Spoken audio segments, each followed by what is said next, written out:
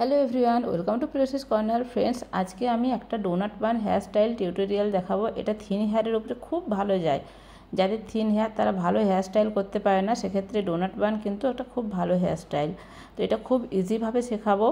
এটাতে আমি কোনো ফিল্টার ইউজ করিনি, কোনো এডিটিং করিনি, কিচ্ছু করিনি। যেটা অরিজিনাল একদম এক ঝটকায় 2 মিনিটে হয়ে যায়, সেটাই আপনাদেরকে দেখাচ্ছি। তো প্রথমে চুলটা ভালোভাবে আঁচড়ে নিচ্ছি। আঁচড়ে নেওয়ার পরে এটাতে একটা রাবার ব্যান্ড দিয়ে দেবো। রাবার ব্যান্ড দিয়ে দেওয়ার পরে ভালোভাবে এটাকে একটা পনিটেল বানিয়ে নেব। পনিটেল বানিয়ে নেওয়ার পরে যেন পনিটেলটা একটু টাইট হয়, লুজ না হয়, সেটা খেয়াল রাখতে হবে। ভালোভাবে একটা টাইট পনিটেল বানিয়ে নেওয়ার পরে সেটার উপরে আমি এবারে ডোনাটটা লাগিয়ে নেব। তো এখানে আমি একটা বড় মাপের ডোনাট নিয়েছি। এই ডোনাটটা এখানে লাগিয়ে নিচ্ছি। এটা দুটো পিন দিয়ে সিকিউর করে নেবো। একটা উপরের দিকে একটা পিন দিয়ে সিকিউর করে নেবো, একটা নিচের দিকে একটা পিন দিয়ে সিকিউর করে নেবো। আপনাদের যদি প্রয়োজন মনে হয় যে আরও পিন লাগবে, আপনারা আরও পিন নিয়ে নিতে পারেন। যদি কারো এর থেকে একটু বেশি ঘন চুল হয়, সেক্ষেত্রেও এইটা খুব ভালো যাবে। তবে যাদের থিন হেয়ার তাদের জন্য এরকম ডোনাট দিয়ে বেশ সুন্দর একটা ইলিউশন তৈরি করা যায়, মনে হয় যে অনেক চুল আছে। তো এইভাবে আমি দুটো পিন দিয়ে আটকে নিয়েছি। এবারে মাঝখান থেকে চারিদিকে চুলটা ছড়িয়ে দেবো এবং ছড়িয়ে দেওয়ার পরে আর একটা রাবার ব্যান্ড দিয়ে আমি ভালোভাবে এটাকে সিকিউর করে নেব। তো এর উপরে এই যে রাবার ব্যান্ডটা লাগিয়ে নিচ্ছি। রাবার ব্যান্ড দিয়ে খুব ভালোভাবে এটাকে সিকিউর করে নেব। এই যে এখানে এটা একটা নিয়ে নিলাম। আমার কাছে কালো ছিল না, তো যেটা ছিল সেই কালারেরই নিয়েছি।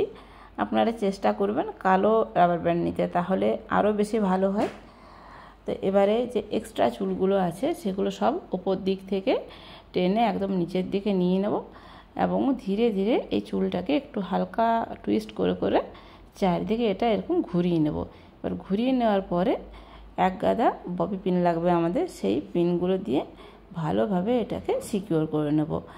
এটা যে দিকটাতে একটু এবড়ো খেবড়ো একটু উঁচু নিচু হয়ে যাচ্ছে, সেই দিকটাতে একটু বেশি পিন দিয়ে ভালোভাবে সিকিউর করে নিলেই হবে। এটা খুব ইজি, এটা 2 মিনিটের মধ্যে হয়ে যায়। এরপরে কেউ চাইলে এটাকে আরও বেশি লং লাস্টিং করার জন্য এর উপরে হেয়ার সেটিং স্প্রে দিতে পারে। আবার যদি এটা আরও বেশি সাজানোর জন্য মাঝখানে কোনো হেয়ার পিন, কোনো যদি অন্য কোনো এক্সেসরিজ থাকে সেটাও নিতে পারে। সাইডেও এখন খুব ভালো ভালো হেয়ার এক্সেসরিজ এসেছে, সেগুলোও নিতে পারে। তো ফ্রেন্ডস, এই ছিল আজকের ছোট্ট একটা হেয়ার টিউটোরিয়াল। যদি আপনাদের ভালো লাগে, আপনারা যদি নতুন হেয়ার টিউটোরিয়াল দেখতে চান, অবশ্যই কমেন্টে জানাবেন।